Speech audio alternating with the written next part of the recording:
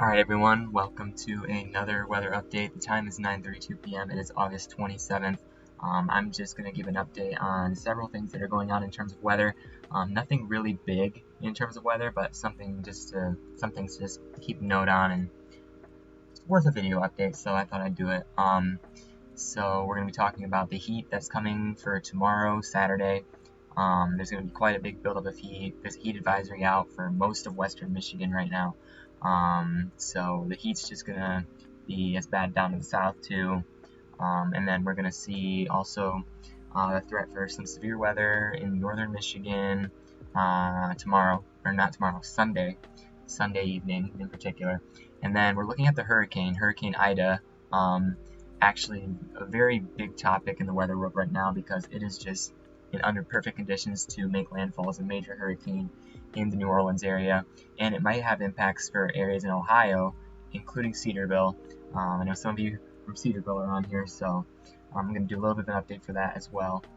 Before I get into that, I wanted to let you know that you can scan this QR code with your phone if you're watching on desktop to get connected with everything that we do on Great Lakes Weather. So all this is here. We're also on Facebook as well, but Instagram, Twitter, Telegram, the email. You don't really get much on email, but remind alerts, pretty much anything, you're welcome to jump on and subscribe to those for continuing information. And with that, we are just going to dive right into the weather models as they are right now. So I'm going to do a little quick look at live radar. So what we're doing here is we're looking at what's going on right now, 9:34 p.m.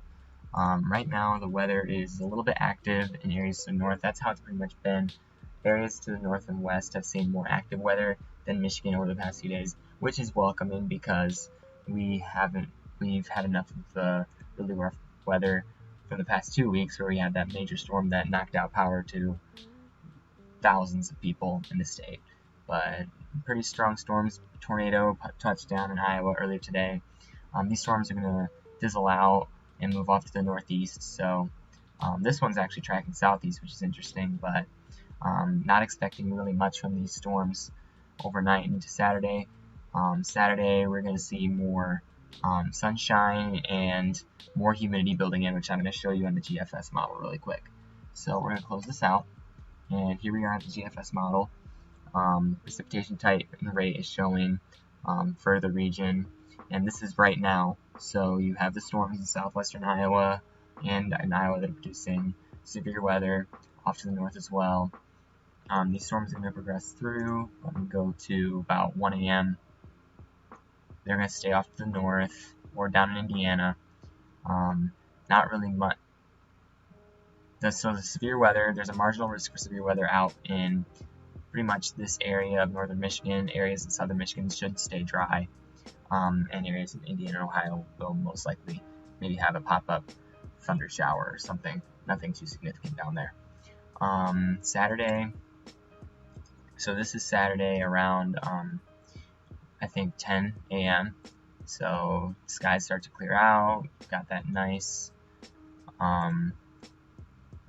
ridge of warm air built in. You see that 576 line. You got that nice ridge of warm air just coming up from the southwest. So this is around 3 p.m. If we take a look at the temperatures, which is what I really wanted to show you with this, temperature's going to be in the high 80s, around 90 in some spots. So it's going to be pretty hot, but what's really going to be the kicker is the heat index. So heat index of 94. I think if we progress a little bit further than that, okay, that's when it gets into nighttime. But heat indexes are anticipated to get up to near 100 degrees tomorrow. GFS isn't really putting that out. If I take a look at another model, possibly, maybe if we take a look at the NAM, yeah, that's where they're getting the idea that heat indexes of up to 100 degrees are coming in. So some models are saying mid-90s, some are saying around 100. I think around 100 is probably going to be the better bet. If I look at the HRR model even, they're saying mid-90s, but the NAM is what's really putting out the idea of heat indexes near 100 degrees. So that's why they're putting out the heat advisory, just the potential for some very warm temperatures throughout the day tomorrow. So NAM's really putting that out there, even up into the low hundreds in northeastern Michigan. Indiana and Ohio are actually going to stay a little bit cooler than Michigan, which is quite odd. You don't typically see that. But yeah, it's going to be quite hot. Dew points are going to be well into the 70s, which is why you have that really sticky air mass, and you're really able to get that feeling of higher heat than what is normal with the temperature, because there's just so much moisture in the air and it holds that heat.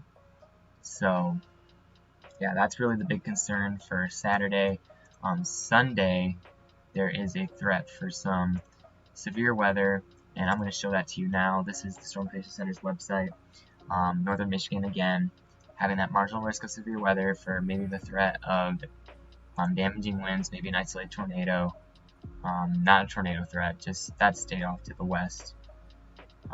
But areas in like northern Michigan, those places could see a little bit of a damaging wind threat, no hail threat with these storms, so not really a significant threat for northern Michigan tonight. But I want to go back and look at Sunday. Sunday's risk pretty much is kind of like a cone going through the counties that starts at like Allegan and Ionia counties and then travels northward through Michigan. The threat for severe weather does not look very significant at this time. I'm going to take a look at that, the models. I haven't even looked at the models myself yet, but I thought I'd just show them on the video itself.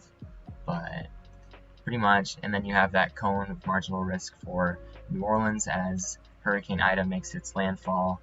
The hurricane is actually going to make an interesting track up through places like Mississippi, Tennessee, Kentucky, and then through areas in southern, southwestern Ohio up through the northeast. So it'll come and with some heavy rain, most likely, over this area. Cedarville, Greene County will most likely be impacted through that. So I'm going to take a look at Hurricane Ida in just a minute, but that's the threat for marginal risk for severe weather. Let's take a look at that with the NAM model. So NAM is putting out different than the GFS, and NAM typically does a better job of forecasting. So this is Sunday afternoon, not really much activity, or it's all dissipated. Then you have this pretty well-defined line of strong thunderstorms starting to develop. We get a forecast sounding marginal tornado risk with the storms. So the forecast soundings are putting out more of a threat for tornadoes on the other side of the lake in Wisconsin, Illinois, being more of a severe threat idea like Chicago. If I progress it a little bit more, this line is just going to keep moving southeastward, right along that cold front. This is what's going to bring a nice more calm or not calm, but cooler weather to the area. So if we continue to progress it, we go into Monday and we take a look at the temperatures on Monday, they're going to be quite a bit different than what we're seeing across other areas. In fact, much different. So you're going to have temperatures just around 80 degrees for the high.